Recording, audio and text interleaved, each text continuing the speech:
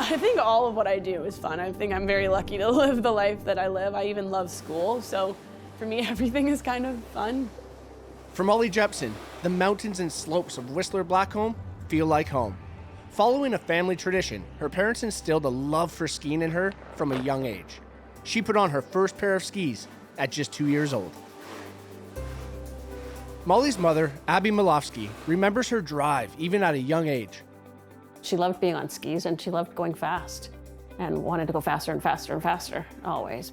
And faster she went, eventually getting into competitive ski racing. Born missing fingers on her left hand, she initially competed in able-bodied events.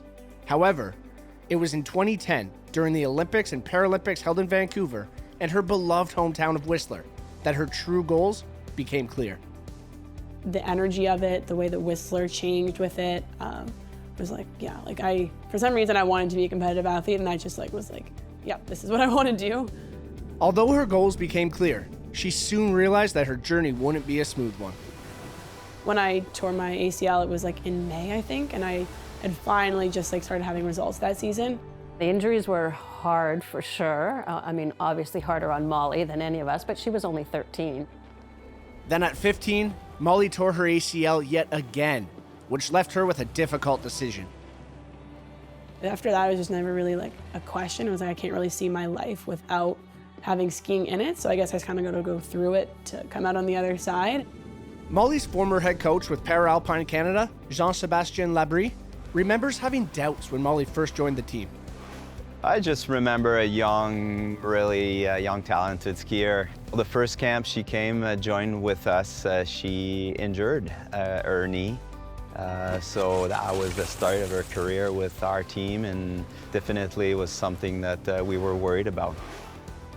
Mollie silenced those worries when she burst onto the Paralympic scene with remarkable performances at the 2018 Winter Games in Pyeongchang. And the young Canadian is the Paralympic champion of the women's super combined.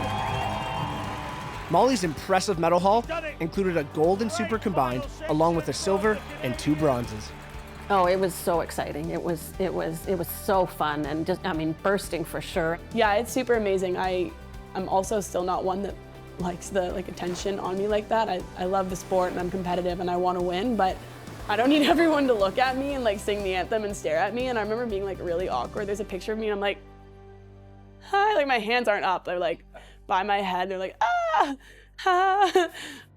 Shortly after her achievements, Mollie found herself confronted with a new challenge, this time in the form of a Crohn's disease diagnosis. Not a huge shock. I had had kind of issues for a long time. It was almost a little bit of a relief, but at the same time it was come on. And then I didn't know how to manage myself after that for a while. I was just so stressed. I didn't really know how to turn it off after the games. It was I didn't know how to train. I was either 0 or 100. There was no middle ground. I think that's pretty common for most athletes. They just don't really know how to do things after the games. You've just been working so hard for something for 4 years and then it all stops, and so I just didn't stop. I kept training as if the games was in 4 days or a week away for months, and so I think progressively that just started really affecting me and my health and my stress levels. You know, it's tough to watch her have to continually deal with different things that get thrown at her, but you know, she's Mollie and she always seems to rise above it or find a way to work through it and you know, get to a comfortable position for herself. Finding that comfort level wasn't easy, but she started to find ways to manage her needs. By being at school and skiing, I totally reset my system. I started getting healthier again. I would go train for a week and then I could come back to school, and if shit hit the fan skiing, I could come back to school and everything was okay. I was still a human. I still had the same value. It wasn't my whole worth was tied up in my performance as a ski racer. Finding that balance proved invaluable when the COVID-19 pandemic disrupted her training for the Beijing Games. Despite social isolation challenges, she remained focused and determined. She secured another gold medal in the downhill event and a silver in the giant slalom. It's Jepsen who is celebrating at the bottom of the hill by a 1/10 of a second. As a crowning achievement, Mollie had the honor of representing Canada as the flag bearer during the closing ceremonies. It was all super emotional. My coach cried, I cried, my friends cried. I realized how not about me it was, and just how happy I was to have those people with me at the time. I think even if it's an individual sport, it was amazing to see everybody rally around all the challenges Mollie faced, and it was amazing to see her able to express her talent. After the games, Mollie received the news that she would require another knee surgery, this time with a longer recovery period. Considering everything she had already endured, it seemed fitting that she stepped back from ski racing. I knew that I was battling pretty strongly with my mental health, and so I knew I needed to put some focus on that. And I think just seeing what life was like for a minute without my number one identity being a ski racer. Like, I backpacked Europe for the summer and was like, whoa, this is the first time I've ever traveled without my skis. And like, just to experience life from a different lens and kind of just take a couple notches down. I mean, I'm still in the gym, I'm still skiing more than I probably ever have, but just like relearning my love for the sport, why I'm here, why I love it in the first place. Luckily for Mollie, this decision was fully supported by Alpine Canada and her former coach.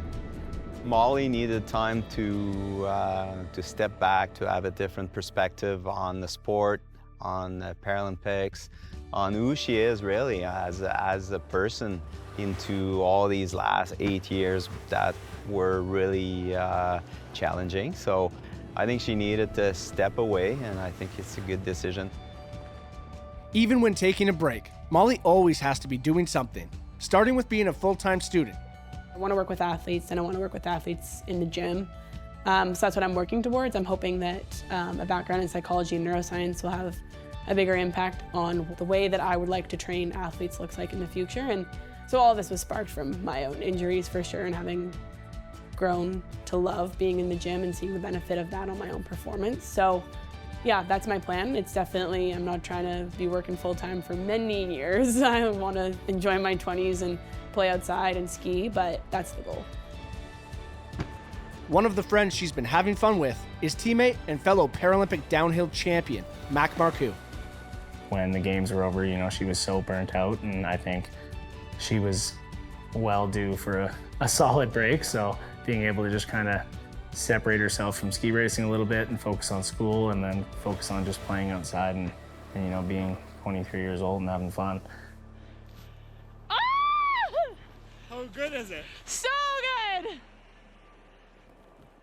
That fun includes hiking, backpacking, and biking around beautiful Squamish. But more recently, Mollie has taken up a new adventure that Mac has been helping her with. In December, I bought a snowmobile, so I've been sledding and learning to sled. Great time. Pretty entertaining to see a little girl hop out of her big Ranger and unload her sled in the parking lot. I think it's always funny.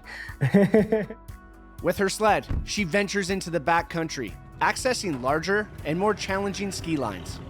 So I've just started to learn like a whole new side of the ski industry, which has been really, really fun and really rewarding, because it was very much like starting at square one. Like, terrible. Like, I felt like I was on like a little kid on the bunny hill again, and it was like super rewarding and fun. I wasn't like frustrated or like angry because I didn't ski well. I was like, I suck and I know I'm gonna suck and I'm gonna learn from it and it's gonna be fun. I'm so happy. It's been fun to watch her having fun skiing. Oh, that feels so good. So while she's been having fun in the backcountry and trails of beautiful British Columbia, rest assured, she's always thinking of next steps. This winter has allowed me to be like, yeah, like I cannot see my life without skiing. So it was just important for me to like take a step back and be like, what am I doing here? Do I still want to be in this space? I've just achieved my greatest goals. Now what? You've reached the pinnacle, really. There's no greater honor than being the flag bearer. You got a couple of gold medals in your pocket, some silver and bronze to go along with it. So, you know that you've done all of those things and be in it because you love ski racing. She's proved time and time again that she's one of the best skiers in the world in her discipline, and I think that, you know, in some ways it's like riding a bike. You know, might have to knock the rust off a little bit, but when she's ready to get back into it, she'll be climbing back on the podium in no time, I think. For now, she's just going to enjoy the outdoors.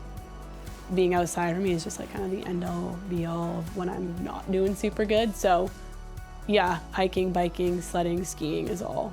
Yeah, if my life could just be outside all the time, I think I'd be a very happy person.